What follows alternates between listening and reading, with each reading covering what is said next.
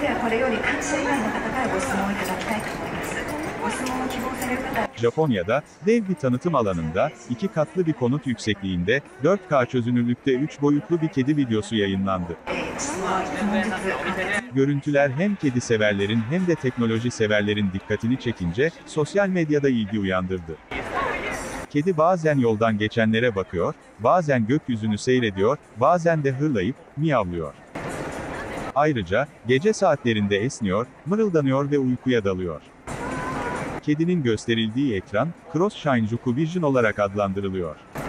Fakat, bu ekranın halk arasındaki adı, Kyodai Neko, yani dev kedi.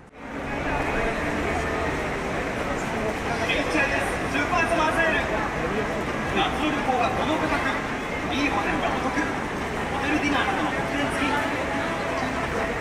2つ目のご予約がお得スーパースマーセール HIS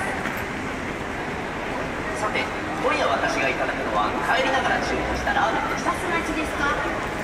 家まで送りましょうか？大丈夫ですじゃあ、お先に。どうぞあれって無理なの